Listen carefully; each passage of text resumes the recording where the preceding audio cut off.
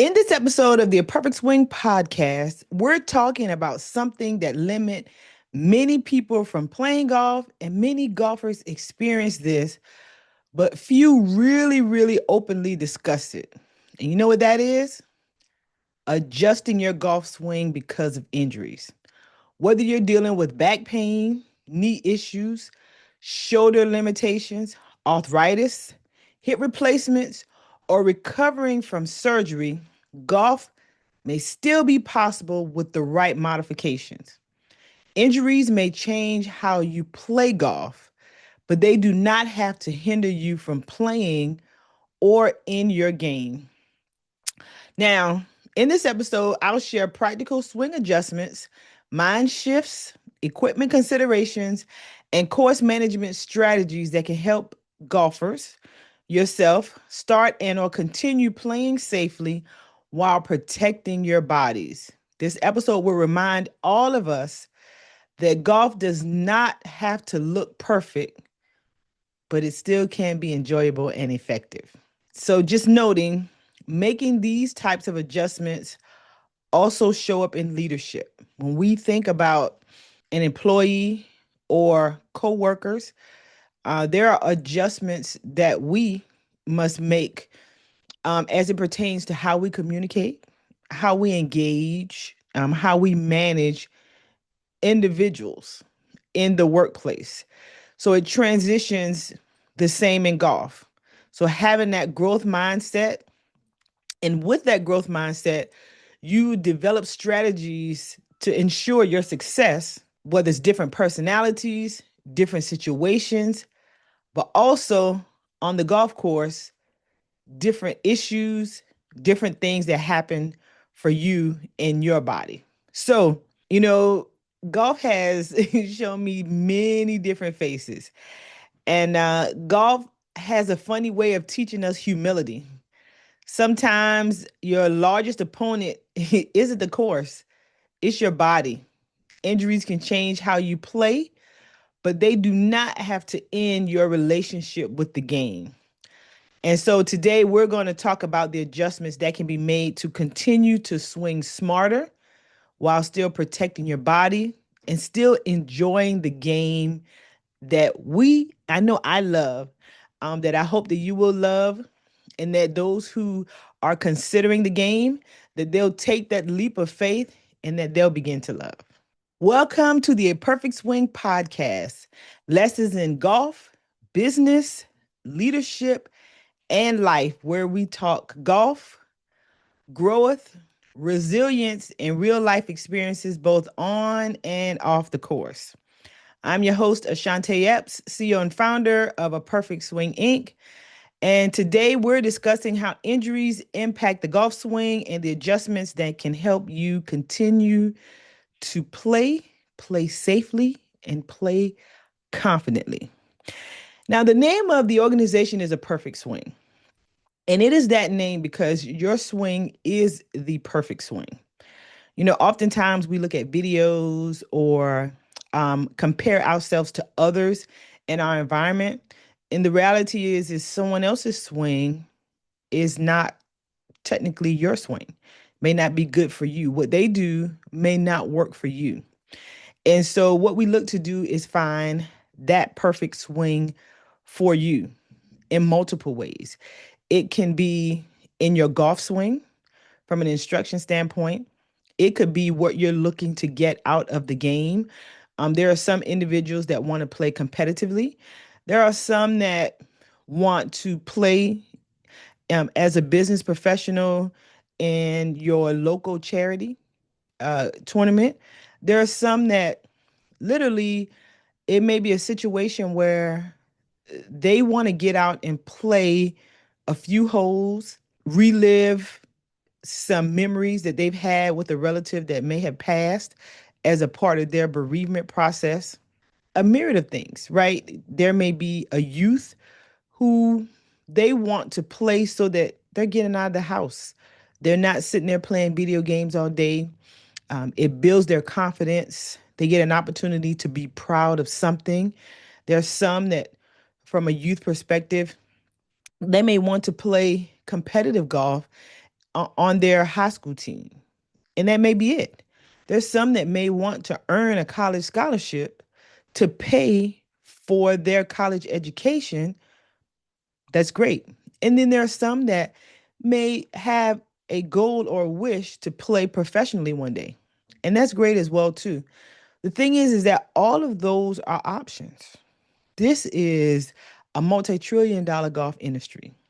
So whether it's playing or any other career that there is on this planet, it's included in the golf industry.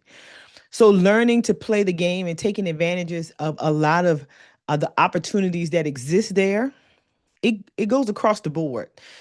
So again, it is all about whatever that person's goal or their initiatives are for themselves. So your swing is the perfect swing in so many different ways. And that's why the organization is called that. And so when we think about injuries, we want to know that it goes for the same thing.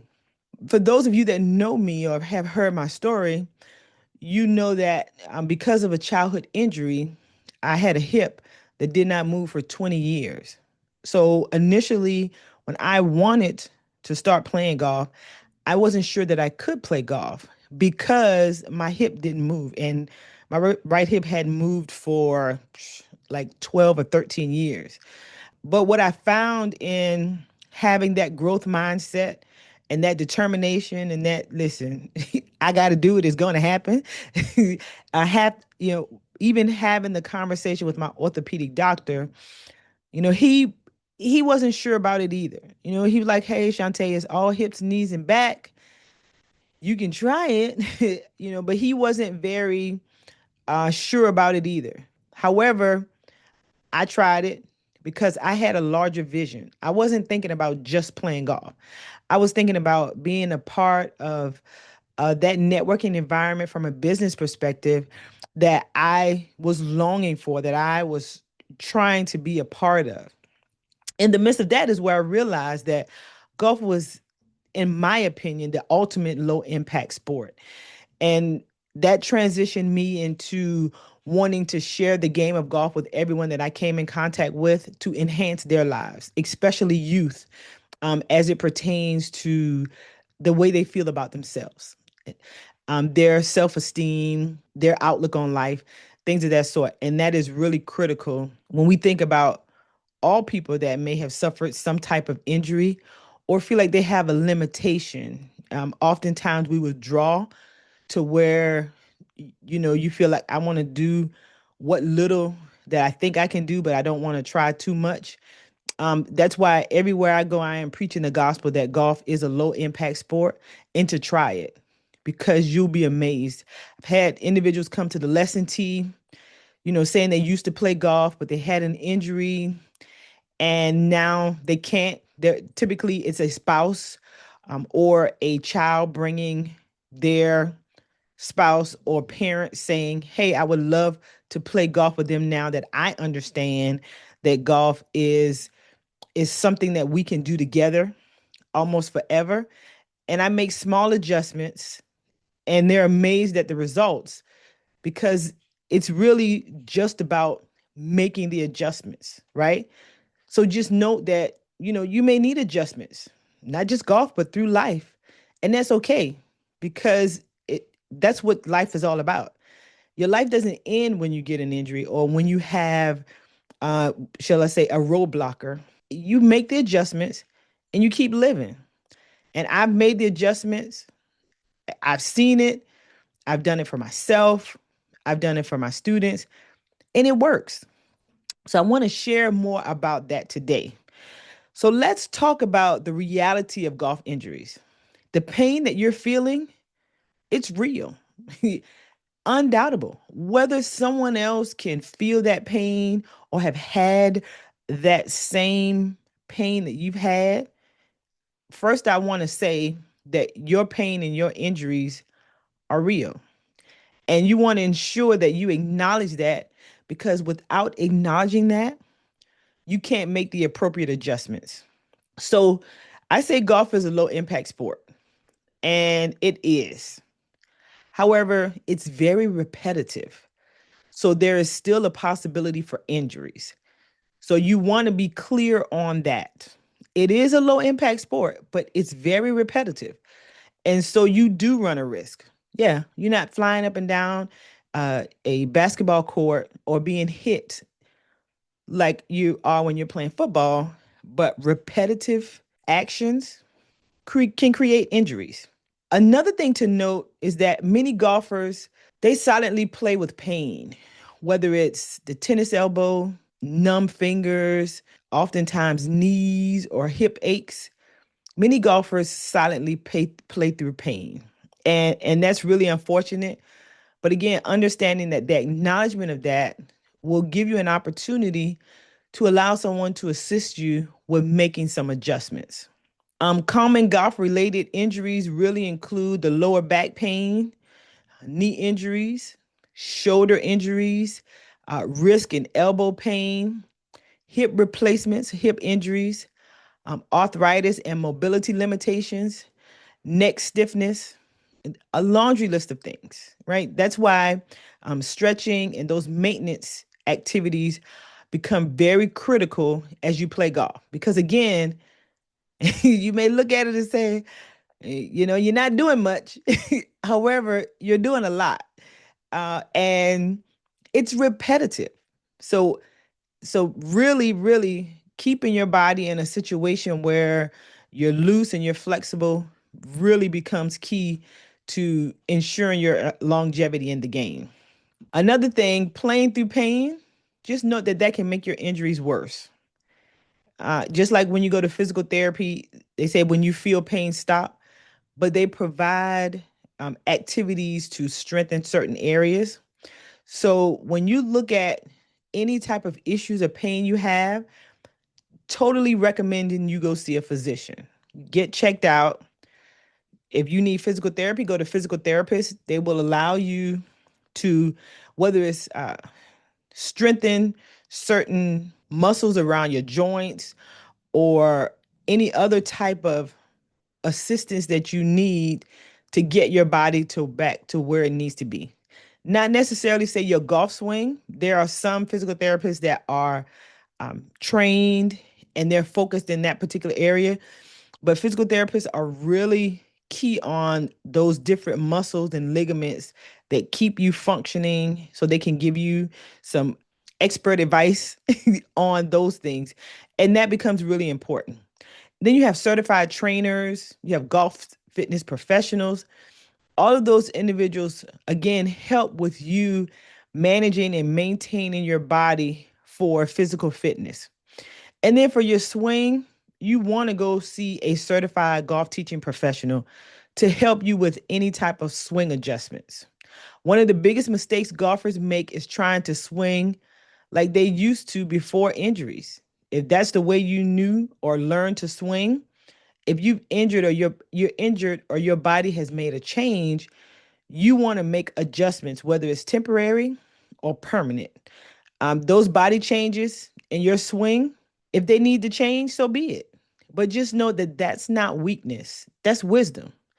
And we want to make sure that we're utilizing wisdom because that is what is going to extend our life in the game. Now, there are adjustments for just about everything, right? Lower back pain injuries for your hip and your knee, shoulder, wrist, and elbow issues.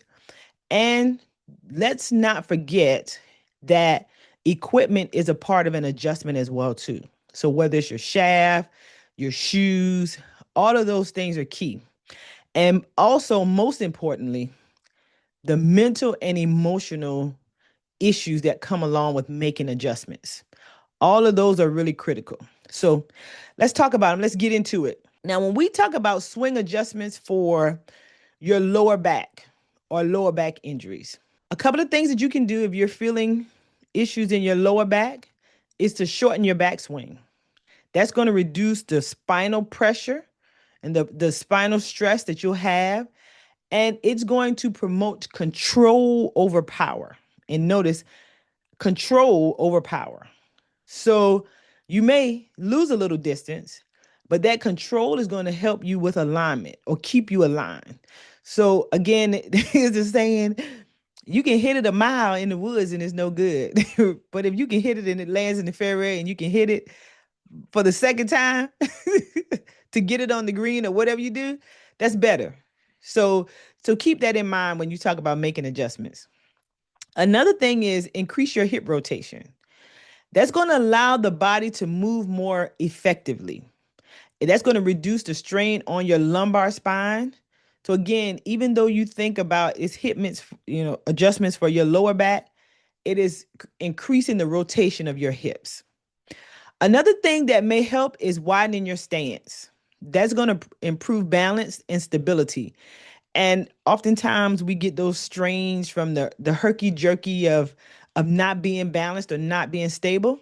So if you widen your stance and give yourself a good base, that's going to help you with your lower back issues as well, to being able to do that rotation on the short swing as well too.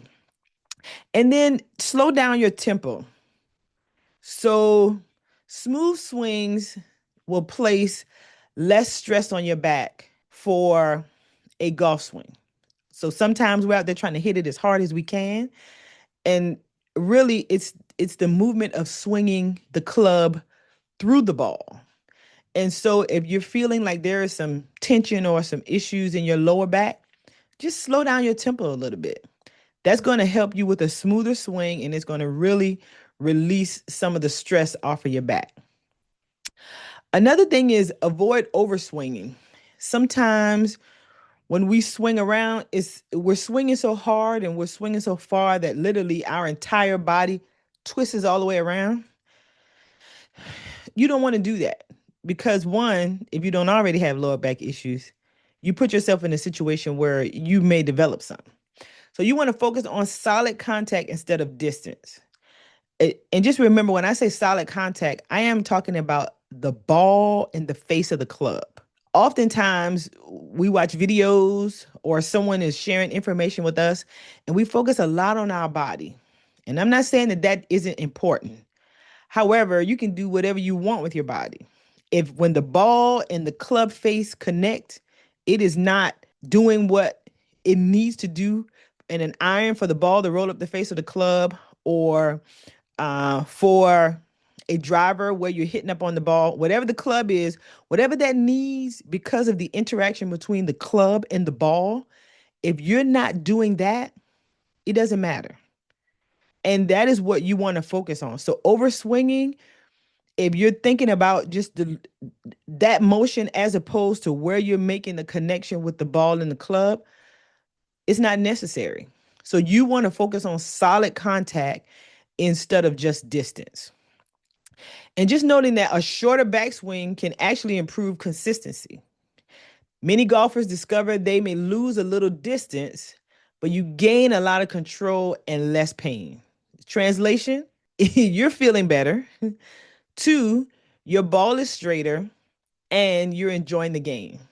So just remember, adaptation is not weakness, it's longevity.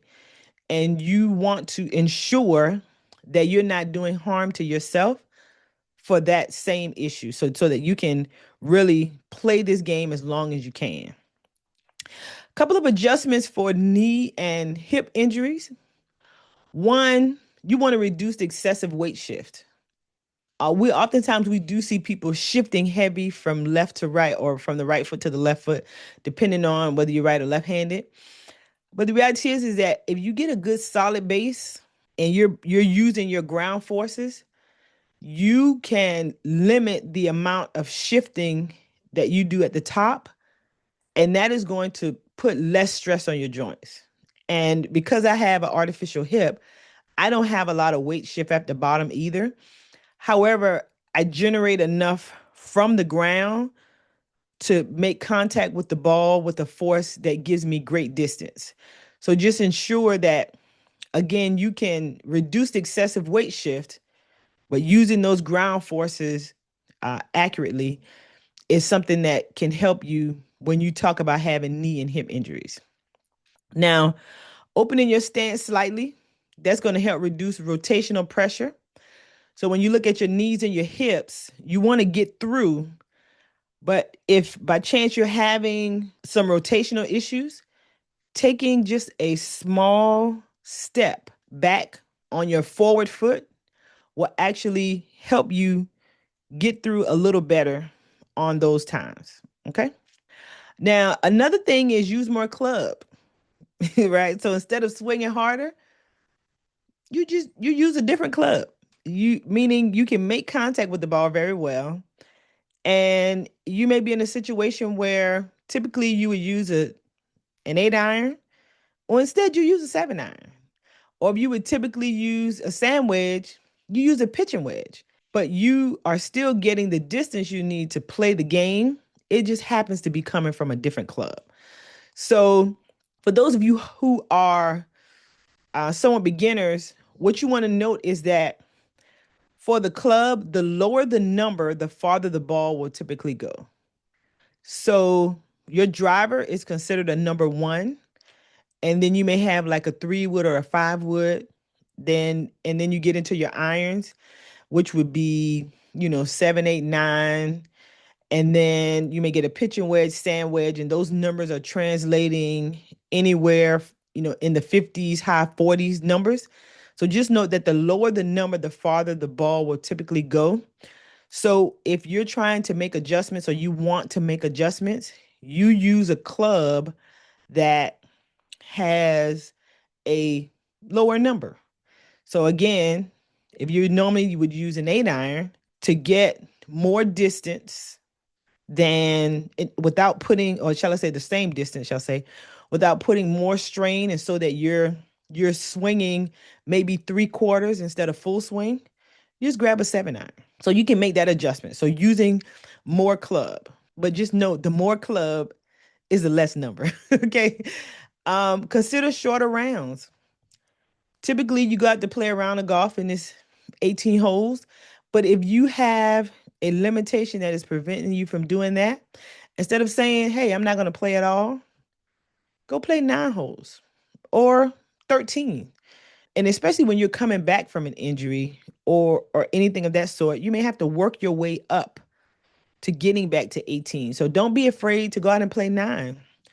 A great 9 beats no golf any day, in my opinion. But again, listening and hearing what your body is telling you, and following it and enjoying the game.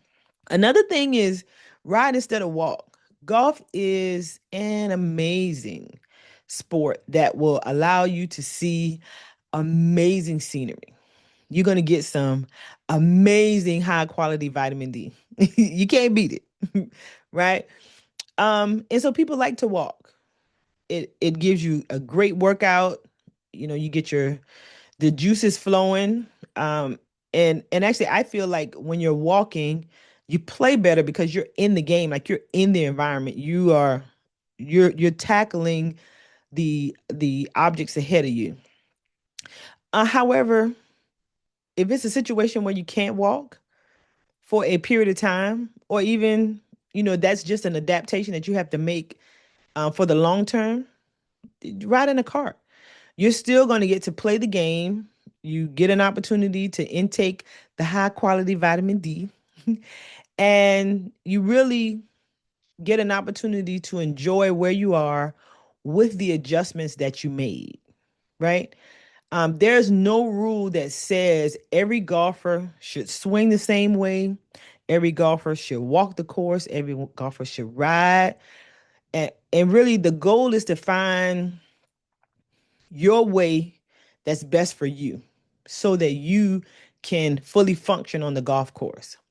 As it pertains to your swing, just remember the goal is to find a swing that your body can repeat safely, without pain, so that you enjoy the game and don't continue or to do any harm to yourself. So remember, your body changes, your swing can change too. And that's just a fact of life. And be okay with that. And just know that it's nothing wrong with that. When we think about shoulder risk and elbow modifications, a couple of adjustments that we can look at include your grip pressure. So lighter grip reduces tension. If you think about, the grip pressure on a scale from 1 to 10, you only need about a 3 or a 4. If you have your hands on the club properly, you won't run the risk of that club flying out of your hands at a 3 or 4. And if you're finding that you have to massively grip it harder to keep it in your hands, you may want to ensure that you have the right grip size on your clubs. And that's something that a golf professional can assist you with as well too. Another thing is that shorter follow through. So we talked about the short backswing, but the shorter follow through that limits strains on your shoulders, right?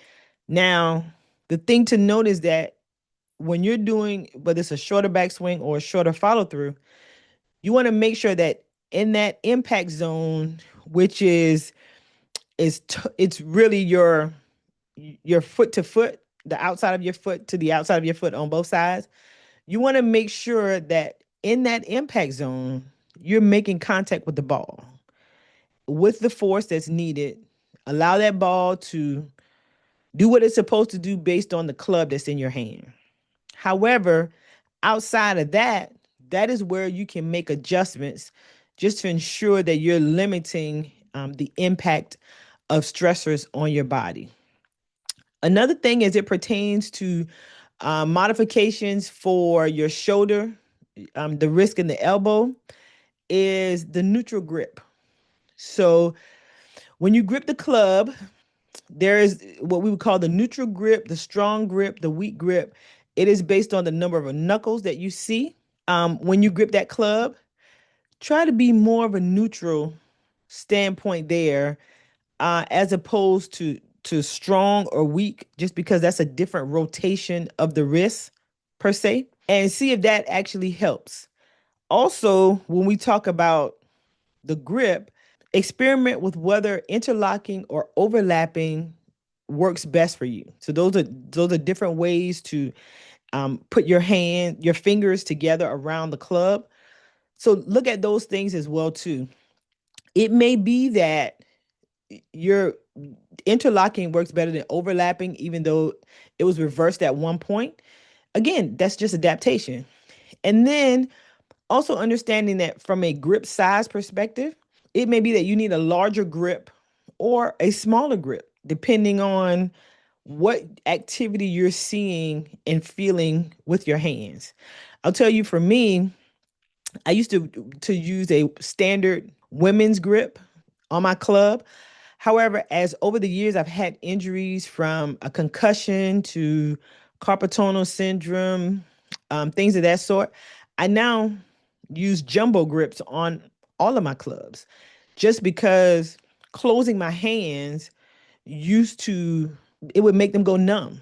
So if I have larger grips, I'm not closing my hand all the way, and it allows me to make that adjustment, and I can still grip the club with enough strength that I need to be able to swing through the ball. So again, it's just adaptation and being open to saying, listen, I need to try or find something else. There are enough adjustments, variations with equipment and things of that such, what I'm going to talk about here in just a moment, that finding a way for you to continue to play the game is not going to be as difficult as you may seem. Just being open, upfront, and forward with trying to find a solution is where it really all starts. Another thing when we talk about key adjustments for shoulder, wrist, and elbow modifications is to focus on the rotation instead of your arm strength. So that brute arm strength that some people like to use, that they feel will give them the distance that they want. No, you want to focus on the rotation of your body. It is the swing coming through, not just the swinging of your arms. Another thing that is critical that I keep mentioning is flexibility. And with that, it is that warm-up process. So warming up is going to get your joints flexible, keep them loose. So you want to make sure you do that. And that is especially important for your upper body injuries. So again, warming up, stretching, and warming up isn't just hitting balls. Warming up is shoulder curls, and like arm bends, it, like toe touches, elbow knees touches, all of those things. That's warming up too. So you want to make sure you're warming up your body before you begin hitting clubs to try to warm up your swing. Those are two different things, and you just want to make sure that that you are putting yourself in a place to be successful without injuring yourself. Some common issues that's often seen as it pertains to your shoulder risk or your elbow in golf is tendonitis, that golfer's elbow, rotator cuff issues, carpal tunnel syndrome, arthritis. So those things you want to be aware of, and if at all possible, be proactive. And again, that just goes back to that flexibility, that warming up, but staying in tune with your body, because again, your pain, your injury is real. So hearing it, feeling it, sometimes we can feel little tweaks before we feel the real injury. So listen to those and do your research, consult your physician about how you can try to limit those. But definitely when you're feeling pain or you feel like you've injured something, you want to go get a someone that is certified. That's the best way to put it. You want to get someone with some credentials, a physician, a certified golf instructor that as it pertains to the swing. However, medical attention is real medical attention. And a certified golf instructor is going to send you to get medical attention if that's what you need. So just ensure that you're doing that. And just remember, a modified swing is still a powerful swing. You can still have a powerful swing with any modifications that you make. So do not feel like that is still not going to be a powerful swing, because again, it is about making adjustments. Now, the other area that you're going to have to make adjustments in potentially with injuries is your equipment. And that's okay, because that's why there are millions of them, seems like, as it pertains to shaft. Some are more flexible for slower swing speeds. Great. So if you're in a situation where you have to adapt because you have a slower swing speed because of an injury of some sort, that's fine. I'll tell you, for me, when I first started playing golf, I was in a situation where the weight of my shafts were 65 grams. However, I was in an accident and I suffered a concussion, and literally, I was at a point where I dropped to 50 weight. I could barely hold that. And then I tried 40 weight, and that was a little better, but I was still struggling. And then there was a 40 weight light that I found that was actually kind of reasonable for me.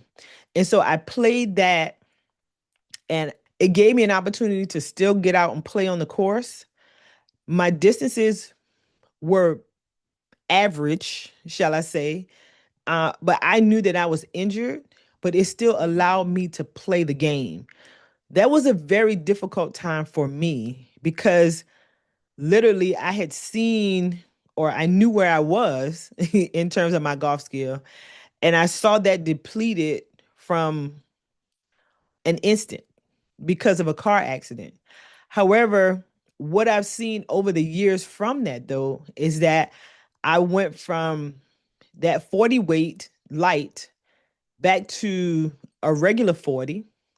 And then a couple of years later, I got back to 50 weight. And now I'm back to 65. Now, the cool thing is that I'm back to 65. What I will say is that, do I have the same distance I had when I was playing 65 weight 10 years ago? No. But I'm happy and I am satisfied with the distance that I get now. But mentally and just subconsciously, I feel better because I know that I'm back at the 65 weight. So I've seen the progress. I've seen my body healing. I've seen myself be more patient with myself, which really allows me to encourage my students to be patient with themselves because that's difficult. And that's something I had to get to, right? But you will get to it. And just focusing on understanding that here is what I need to have, and it's not because that there's technically it's a bad thing, but more so because that is what's great about the game of golf, in that you can make adjustments for whatever you need from a body perspective and still be able to enjoy the game. Some injuries that you have that you can play golf with, you can't play other sports with. So there's no literally adjustment to the actual tools that you need. If you're injured in basketball, there's no adjustment to the ball that you use. If you're injured in football, there's no adjustment to the ball that you use. Well, in golf, when you're injured or you have adjustments that you need to make because your body is changing, there's different shafts that you can use, right? They're lighter, they're heavier. There it is the different variations of the type of shafts. They're senior shafts, they are regular flex, they're stiff shafts. So finding that combination that works for you is all it is. It's finding your perfect swing, finding that one that puts you in a situation for you to be successful. Finding that right grip. When we talk about equipment, finding that right grip. Do you need a mid-size grip? Do you need a standard? Do you need a jumbo grip? All of those things are important. Also, when you look at as you make adjustments, whether it's injury or age, right? Because life happens. We know it, we love it. We all look forward to doing it, which is great. You may also consider using hybrids instead of irons. Hybrids are typically easier to hit because it's the sweeping off of the ground motion. They're called rescue clubs, so they are designed to be easier. PGA Tour player Fred Couples, he now plays hybrids, and they've recently joked around with him because tour players typically don't play hybrids, but he's found a love and a continued life for him to play golf with hybrids. So I definitely consider you thinking about hybrids because that's going to give you an opportunity to hit the ball using less force on your body, but also getting some significant distance on your ball when you hit the club, when you hit the ball with your club. Push carts or riding carts, another equipment adjustment that you can make. First of all, they have all these fancy push carts now. So if you like to walk and you're typically pushing your cart and you don't want to ride, they're automated push carts. I mean, they're remote controls. You push a button and it goes forward. You push a button, it goes backwards. They also have them where you can clip them on your hip and the golf cart will follow you. So many different options. Again, if you still want to walk and you can't push your cart, these are options that you can utilize to make the game fun and enjoyable and still be feasible for you. And if it's a situation where you can't walk, riding in a cart, right? That it just helps with you as you recover. Or if it is from a long-term perspective, you're still out, like I said, enjoying that high quality vitamin D, enjoying the game, and making other adjustments so that you're still having a powerful swing, getting through the ball, and seeing some success. Another thing is it pertains to equipment that sometimes we overlook: a proper pair of golf shoes. You want to invest in a good pair of shoes. 2 hours, 4 hour rounds of golf, that's a lot of time to be on your feet. And so you want to ensure that you have a good pair of shoes. Um, that is going to help you enjoy the game, but it protects your feet, your toes, your ankles, all of those things there, especially if you're walking. But even if you're not walking, if you're riding, you're going to get out of the cart and you're going to walk to your ball. So you're going to be on your feet. So investing in a good pair of golf shoes is critical. So don't spare much expense on your golf shoes, as I would say. Just note too that sometimes the smartest adjustment isn't changing your swing, it's changing the equipment. So changing the shoes, changing the shaft, changing your grips. Don't forget about those key pieces as it pertains to you and the success of your swing or your game and making adjustments to do so. Now, remember, golf is not about swinging harder, it's about swinging smarter. So you want to look at all the pieces, not just your swing mechanics, but that equipment. Now, when we talk about smarter too, the thing that I must talk about is the mental and emotional adjustments. And this was critical for me because as I mentioned, when I had gotten to a point where I was in a car accident and I knew what my golf game looked like when I initially started playing golf, and being in a situation now where I'm adjusting shafts down tremendously, my distance is shorter. I can't really walk the course, even though, look, I got past the hip replacement that I had, and I thought I was past that in terms of walking the course. And then now, I have this situation that it's not even pertaining to the hip replacement, or the hip issue I had in the past. Like, that takes a toll on you mentally. When you don't have the support system that you need or that you feel you need at that time, it could be even worse. Now, the thing that kept me was that I did have a good support system.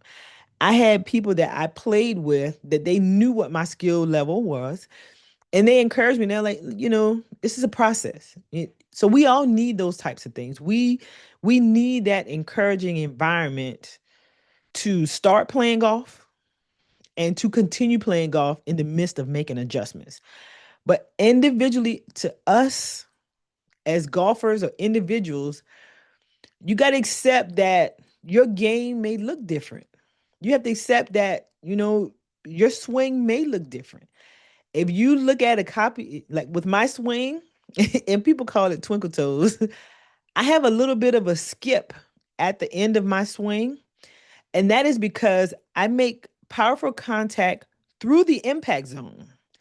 But because I have limited rotation in my hips, after I make solid contact with the ball through the impact zone, I hop a little so that I can continue turning through, but also so that I don't put strain on the lower body because I have a hip replacement that I don't want to tear apart.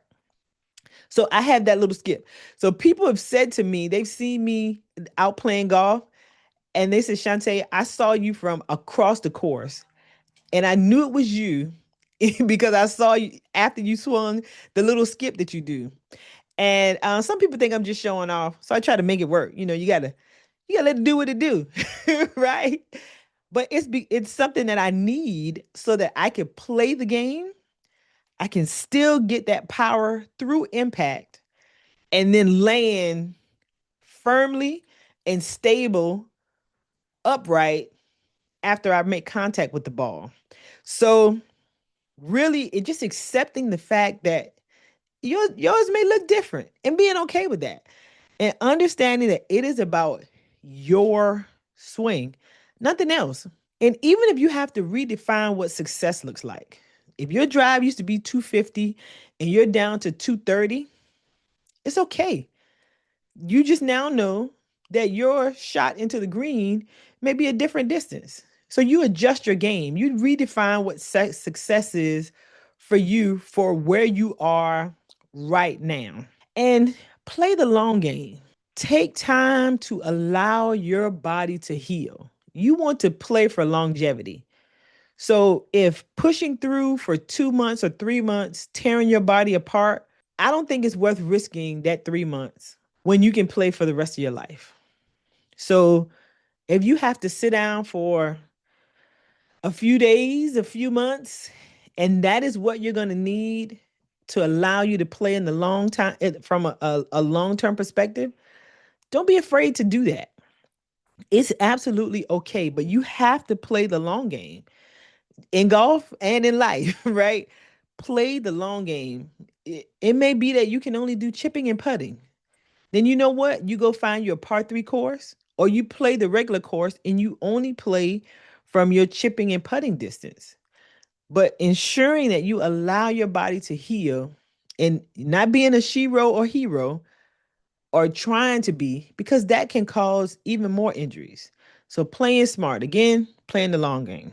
Managing your frustration, injuries, adjustments, adaptation, all of those typically come with frustrations, whether you're a beginner or you've been playing the game for a while. But you want to manage that, and you manage that frustration with realistic goals and activities. Yeah, you were an athlete. You played basketball in the NBA, you played football in the NFL. You were the next best thing on your high school basketball team. You played super soccer in college, whatever that is. Great. When you get on the golf course, you have to understand that you're learning a new sport or that you have a new adaptation to that sport. And you have to ensure that you allow yourself proper time to learn the sport if you're just learning, or two, proper time to make adjustments, feel out adjustments, analyze the situations that you're feeling in your body, and make the appropriate adjustments from a swing and an equipment perspective for you. Okay. And if you're always honest, managing that piece, that helps with your frustration. So just understanding and managing that, being realistic about where you are and what you're trying to do and allowing it to happen. Golf is a very humbling game, with or without injuries. So that's a part of the game. So learning the game or even doing or making any modifications or adaptations for the game is something that you want to really manage. And being realistic is what's going to help you out with the frustration piece. You know, another thing from a mental perspective, and this happens in many situations, but you want to choose joy. You want to choose to be happy to be out there. You want to choose to have an opportunity to connect with others that are there. You want to choose to be okay with the movement that you have that is not providing pain for you. Because other than that, you're going to focus on the opposite. You're going to focus on not being happy. You're going to focus on, oh, I'm around other people, or I'm not around these great people. You're going to focus on all the negative stuff. You're going to focus on, I can't do this movement, instead of saying, oh, look, I can do this movement. That's going to kill all your joy, focusing on the negative. So first, choose a mindset of gratitude. Be grateful that you are where you are, regardless of where you used to be, and understanding where you want to be. Be present. Be grateful for where you are right now, because that is going to help with you managing your frustration and defining realistic success, developing realistic goals, things of those sort. So you want to be clear on a mindset of gratitude. Undoubtedly, it has to happen. And when we look at things overall, you just got to know you may not hit it as far as you once did, but golf is bigger than distance. Again, they can hit it a mile. If you can't chip and putt, doesn't matter. That ball is not going in. So you want to make sure that you understand that you're not just focusing on distance, but that you're focusing on accuracy and alignment. And also noting that golf is strategy. Golf is patience. Golf is resilience. Golf is about relationships. And it's about learning how to adapt. Adapt to your environment, adapt to your body, adapt to your game, the way it's being played that particular day. Because with golf, it's any given day. That's just it. Any given day. You don't know what you get, injuries or not injuries. So again, being open and adapting to that. And the thing I want you to remember from this podcast, no matter what, the goal is not perfection. The goal is sustainability. That is what it's all about when it comes to making adjustments and adapting, whether it's you beginning to play golf or you have been playing golf and you have any type of injuries of any sort. Your golf swing does not have to be perfect to still be effective. The greatest adjustments many golfers can make is giving themselves permission to evolve. Protect your body, listen to your body, and remember there are many ways to play this game successfully because sometimes the strongest thing a golfer can do is adapt.